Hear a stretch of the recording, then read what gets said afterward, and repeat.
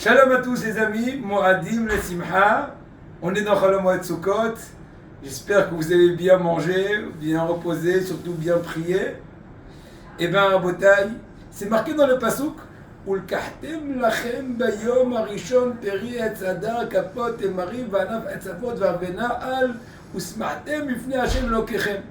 Le verset parle en fait des 4 espèces bien connues, le cédra, le loulav, etc., qui vont prendre le premier jour. Mais la question se pose, c'est vraiment pas le premier jour, parce que dans le mois de Tishri, on est déjà aujourd'hui le Tet Vav, on n'a pas pu prendre de loulav hier, parce qu'il y a eu un décret de nos sages de peur qu'on vient le transporter dans le domaine public, donc on l'a repoussé, on a attendu, on est avec beaucoup d'enguissement aujourd'hui d'accomplir la mitzvah des 4 espèces. Mais en tout cas, c'est pas le premier jour, on est déjà ou le Tet Vav, ou le 15, ou aujourd'hui le 16, Tishret, Tavshin Pedalet. Pourquoi ça s'appelle Rishon dans la Torah? Nos sages disent en fait que Rishon la Avonot, c'est le premier jour des fautes.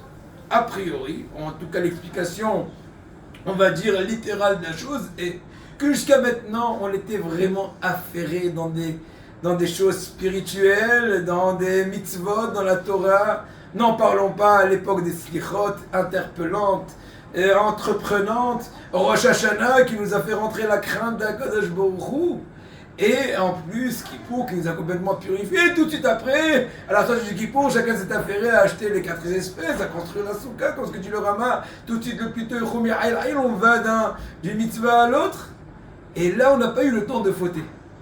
Mais en fait, plus précisément, il y a une autre explication de Rabbi Levi Yitzhak de Braditchov, qui a une très grande différence entre Tshuva Me'ahava et Tshuva Me'ira.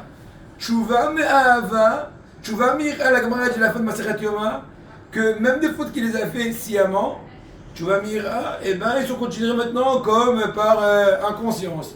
Les fautes par inconscience sont considérées comme des fautes qui sont esrouillottes, comme des mérites. Mais Tshuva Me'ahava, quand on fait la Tshuva de par l'amour d'Hachem, même des fautes qui ont été commises avec conscience, eh bien, ils deviennent, et ils sont convertis, et ils sont considérés comme des mérites. Incroyable. Quelle explication de la chose? Eh bien tout simplement, heureux celui qui a jamais fauté. Mais si a posteriori il a fauté, et en fin de compte, de par les abîmes de la faute, il a eu le mérite de prendre conscience de son éloignement d'Akadosh Baruch Hu. Il a su se rapprocher, il a appelé.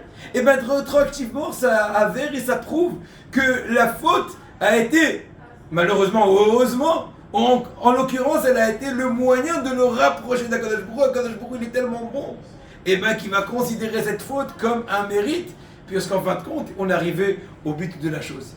C'est ce que dit le Rabbi Yitzhak de Braditchov, Rishon la Avonot, que Akadosh Baruch Hu, voyant que maintenant on fait la Tshuva Me'ahava, on se rapproche d'Hachem à la fin de Sukkot par l'amour, par Vesamata Be'agecha, il va me faire le décompte de nos fautes pour pouvoir faire, comment dirais-je, le change et les transformer dans des mitzvot. Moadim et Simcha, réjouissez-vous, mes meilleurs vœux à tous, et Be'ez Hachem, que tous les brachot de la Torah vous accompagnent, à vous et à nous, Be'ezrat Hachem, Moadim et Simcha.